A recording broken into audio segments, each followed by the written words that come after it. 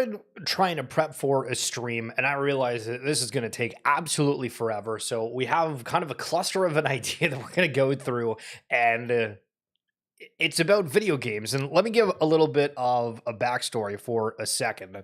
So I'm scrolling and I find this post about Lego video games. And first of all, you almost forget that Lego has released a video game for like every different brand that is out there. And I thought, I wonder if these sort of things have any sort of value. So I tried Googling a bunch of different sites and seeing what I could come up with. It's very differing across the board. But as an example, let's start with some of the original Xbox games. 007 Nightfire. If you told me the original 007 Nightfire game was worth $12.50 right now, I would say that seems like remotely undervalued, if you will. I saw a video the other day of a rapid fire, like overvalued, undervalued, and just going through these. I mean, American Chopper, this was a game that I vividly remember playing, and it wasn't really like that good by any means, but $7.50. Yeah, I'm telling you what's going on. The other day we did the upload, not the live stream. We talked about how people are now buying vinyls, even though they don't have a record player to be able to play it, but they like it just simply for the aesthetics. And I don't know, looking at these video games, I feel like this is absolutely something that could be within the same realm. ATV2, I remember those games being fun as hell. Baldur's Gate Dark Alliance listed $55 for the second one. Holy guacamole. That one was good. I remember when I first started learning about poker, there was various video games that had it, and I was like going to EB Games, GameStop, whatever, trying to find them to figure it out, and there you go, $5 simply for that. There's Bionicle. There's horse racing, which I think I actually remember this one, Breeders' Cup, where you were able to race the horses. I don't think there was a lot to it, but I think you were also able to breed them as well or something. The Caleb's Big Hunt. We got a whole bunch of different other game systems to go through, but I mean, even Call of Duty here. For some of these, like $12 for Call of Duty. I thought that these would hold up any sort of value, and it seems like that's not overtly the case, at least on that particular site. And over on pricingchart.com, they have I don't know, I guess like a graph where it shows the value of the average like Xbox game. And throughout the years, it's not really moved that much. Then all of a sudden it jumps to like $5, $10, and it's like, okay, well, there seems to be some sort of an interest there. And then when you get to the systems of like being brand new, still within the package, just under $2,000. Bonkers. You have Halo in there, Halo 2. Again, on the right side here, these are the ones that are, if they are a new copy. Simpsons Hit and Run, $151 for the Simpsons Hit and Run. I feel in terms of Xbox, that's a game that has transcended time on top of some of the obvious ones for like Halo. But then you get into some of the colored systems, which we'll get into Nintendo and PlayStation momentarily. Star Wars Knights of the Old Republic. There's a crystal system in there, just over $1,000. And I kept going, right? And we'll get back to video games in a second. But in the Funko Pop world, for Edna, if you've ever seen The Incredibles, one of these ones brand new, $100. Unreal. Mr. Incredible from Comic-Con, this one's pushing $664. You want Dumbo the Elephant, the gold edition, $2,650 for Dumbo. No wonder people are collecting these Funko Pops. And then Nintendo 64, the Pikachu edition. That is one that would be absolutely fire to have as a display within your house. $520.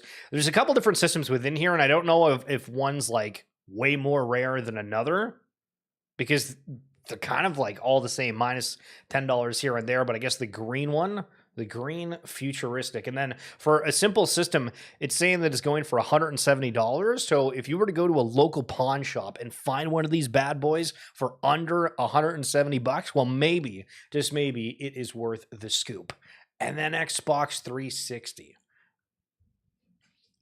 around the time when Wii Sports was really big, if you remember, when everybody was getting into fitness and whatnot, I feel the other game systems wanted to have some sort of competition to be able to add to it. So Xbox 360, they had these Kinect sensors, and I thought, oh, these are going to be so cool and great. And it's like, if you have a reason to use them, they're like kind of okay, but you can now buy them for just $17. I remember these being so costly when they first came out, but obviously new generations of systems come and go.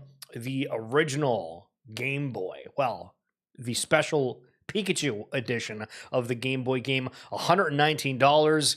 Obviously not sealed, I don't believe, but I kind of expected some of the earlier Pokemon games to go for a little bit more, as is Star Wars Battlefront. This was like peak video games. I don't think any of the other Star Wars games came close to doing what the original Star Wars Battlefront did, because everybody was playing it back in the day. And honestly, I really miss playing that one. But original cover art, $20. No difference between platinum hits or the black label. I'm just surprised going through this. Like, you would think that these would have some sort of value. Like Club Penguin. I got hacked on Club Penguin forever ago, right? I don't even remember them making a Nintendo DS game for it. But I do remember owning a Nintendo DS, and that was a fire system. And then Nintendogs.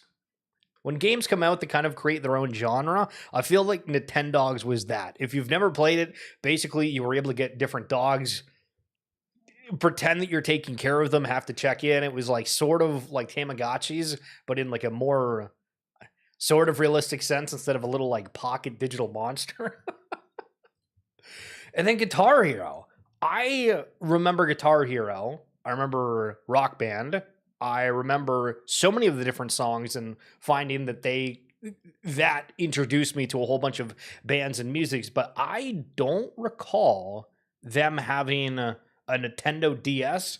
Like, what do we even call this? Like a guitar, like a plug-in for the DS?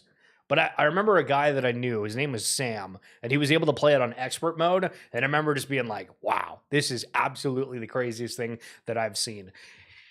And maybe there's a difference between games that everybody realized or had that were super popular, and then the ones that maybe not everybody owned, but they were just really popular. And Blue Rescue Team was by far one of the best Pokemon games I think I've ever played on a video game system, and reflected in the price, $64.95 for the Mystery Dungeon, Blue Rescue Team. And this is the confusing part, right? Because when we opened the stream, we looked at where it was showing Halo and all these other games where it had a price tag for the new ones of $100 plus. But for the ones that aren't new, we're talking about $17.50. Clone Wars with the Tetris variation. This was a great Star Wars game. It's only worth $5? Like, are we at the bottom of the value of, I don't know, do we call it vintage or retro video games? San Andreas, Grand Theft Auto, $17.50. Original Spider-Man, $20. Call of Duty 3, $12. Vice City, $20. Like, what the hell is this? And then you actually might have one of these laying around. The gold Game Boy Advance, $200 if you got one of them lying around. And I do recall that gaming system. And then Vice City, only $10. Like, again, I know that we're going through the prices and just looking at this, but I feel like I'm dumbfounded because I'm laying all this out and I really anticipated them being worth something. But I guess just the aspect of, one, you can get a lot of these games remade or remastered on, whether it be PC or straight up releases, in which we've seen.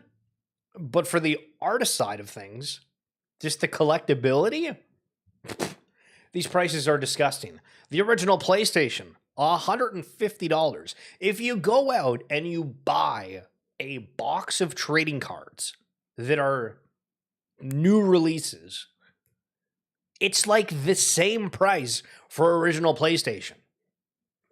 So do you want brand new cardboard or do you want an original PlayStation 1? Like, what is going on? And then here is what a second PlayStation or PlayStation 2 looks like. $200. Okay. It's funny the PlayStation 2 is like actually worth more than the original PlayStation, but obviously there's 1,000,005 more games on the PlayStation 2. This one's showing like the price is a little bit more at $239. And then it's back to that Nintendo one that we looked at a little bit earlier. And this is where I was going to do some of the research. So Yahoo Finance put out this article a while ago that was talking about some of the retro games that have some sort of value to it. And Mike Tyson's Punch-Out for the NES, they're saying they could go for up to $62,000. Okay. The Tetris for Game Boy, $100,000. And then the original Pokemon Red, saying up to 103,000. And so I started trying to like look through at these Pokemon Red games and just finding them. And I'm like, okay, so one person has it listed as like an 8.5 grading for $25,000 on eBay. You check this out. Somebody's willing to take, this is VGA, where they're willing to take an offer of $35,000, it shows off the side, for Heritage Auction. And you can see actually for Heritage Auction, they have a ton of different graded Pokemon games available within that front. And then I'm going through and trying to find this, and then you have to sign in for the site. But then, boom, coming down heavy. The WATA, Legend of Zelda, Majora's Mask. I didn't have a Nintendo 64, and I watched people play this game. But amongst the likes of Pokemon and Mario Bros, I feel Majora's Mask of Zelda is like Pico top in terms of cool video games, cool art, cool soundtrack, cool everything. And that I would actually love to have, even if it was just the box for the artistic style. But this is the question, right? With all of this is, as you're scrolling through, we are seeing the Nintendo World Championship back in the day, apparently worth $200,000, or at least up to. Final Fantasy, PlayStation 1. Yo, Harry Swan, what in the halibut is going on? Harry, do you have one of the original 1998 Pokemon Red games? Because allegedly, if you do, you're an absolute whale and incredibly rich. Incredibly rich. And back to like the Majora's Mask here, all of these ones, like, I mean, this one is $7,500. It looks like you can get other ones for like significantly less. Like this one is half the price. Why is this one half the price? Why does that also look like the grading? Oh, it's Australia dollars, 4,000. 9.4, hold on a second. So this one is a 9.6. Okay. $7,500. This one is a 9. That's so stupid. Why the hell do they have like a point differential? So you're telling me that a 0.2 difference is like worth $4,000 more. I don't know if I am picking up what you're putting down, sort of situation on that front. And learning about like grading, especially with the acquisition around Beckett, is wild. Yesterday on the stream, we talked about how there is a new comic grading from CGC for like an incredibly retro, vintage Disney comic series. It's like everybody in Sweden wants to read these things, and so we have this new label. It's like phenomenal. But Nintendo 64 Atomic Purple Unused Controller, Legend of Majora's Mask in box. So you're telling me that I could buy the game ungraded, get controllers, and an entire system for $400? Am I nuts? Am I nuts to think that this is like super underpriced in terms of like the video game world? Like, I guess to buy it new, it was $60. Unreal. I want to watch you stream Pokemon. Well, what's like a PC game for Pokemon, Harry? I could look into trying to do something for that. I've thought about getting a Switch again. I had one a while back, and I remember playing Pokemon Unite and being like, this is actually pretty fun. If we do Nintendo 64 systems, what's the easiest and quickest thing that we could get? They got Donkey Kong. These ones $326. Brand new, $1,000 still in the package. There's a flea market. Well, not a flea market. I shouldn't say that. There's like a gaming collectible store that's somewhat near me.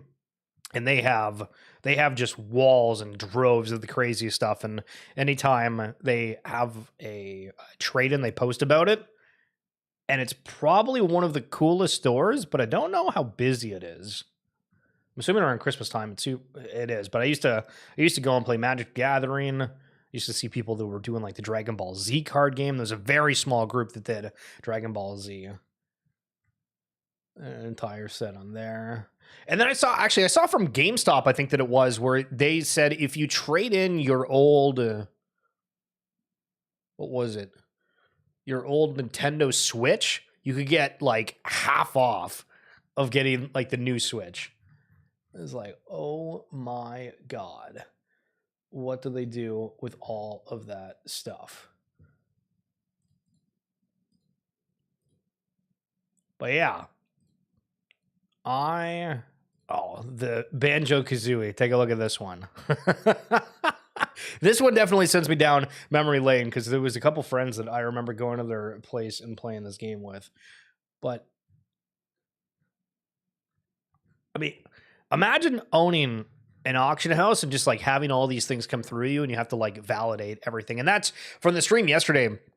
If you happen to not catch that one per se, we went over an article that highlighted that for these auction houses of Christie's, Sotheby's, collectibles were one of like the biggest things going through them. And obviously like that sort of makes sense, but it's the fact that like it's younger buyers that are going and getting these collectibles and having a huge interest on why the sector is kind of just flying the way that it is. And for next week, we're going to be dropping a podcast that I did with Miguel Kudry, who's from L1 Advisors. And the crazy thing with like Miguel is he's a guy that is working on having like an on-chain advisory firm, sort of in a way, where you could go and with a lot of younger people being very much interested in crypto, he's like, okay, well, we're having these different offerings where we can help with people that are more interested in the tokenized world. And it started pushing the question of them of, do we see where the younger people that you're seeing now going into crypto and having like a different interest of things, do you think that that's going to like proliferate into collectibles even more so? And he was like, yeah. And one of the craziest things that he said within there is specifically around athletes. And he said, for athletes to come by and they want like advice on, hey, what do we do with our finances and whatnot, but also having kind of their own, because you go to like an advisor, right? And they'll be like, hey, here's this and that, but they'll also say, I want to get into this industry or that one. And they were like, for athletes, it's collectibles, it's housing, it's a lot of other stuff that's not necessarily just kind of cut and dry. Here is what you're supposed to do in the investing world. And it's a super interesting episode. And so that's going to be dropping next week. And I'll have the link to the podcast in general down in the description below if you're wanting to check that out. But quick little run through of some video games and what they're worth. Hopefully you guys have a little bit of a thought around that, because I don't know if I'm crazy. Again, just simply thinking, wow, the demand around video games is absolutely at rock bottom. Doesn't matter if people want to go out and play it, because we're seeing where people are going and buying vinyls for simply display. Do we see that sort of comeback happen for video games? If you're wanting more content, we do go live every day, Monday through Friday, talking about collectibles and other fun stuff. Usually it's a little bit more structured, but today I just wanted to go through video games and have a little bit of a nostalgic moment. So if you are watching on YouTube, if you go over to the live feed, you'll be able to see some of the other ones. Or if you go to the shorts feed, there is a ton of different stuff on that front. Harry Swan, Rykath, Rykath, are you coming through right and believe it? Nah, that's unbelievable. But maybe we'll do a little bit more of these morning streams if this is the time that works for you guys. But M. Tully, thank you for coming through. Harry Swan, you as well. And Rykath, thank you for coming through. And apologies that as soon as you are here, I am leaving. And it's not you. It's a me thing. Hey, Real Video Shane. Good morning. Good morning. Everybody's coming through right now. Goodness gracious. So you guys are great. Again, if you're wanting, I'm going to pause or stop the stream right now. But if you want to go back, we went through a whole bunch of different video games. I hope you guys enjoy, and I will catch you guys tomorrow. Peace, peace.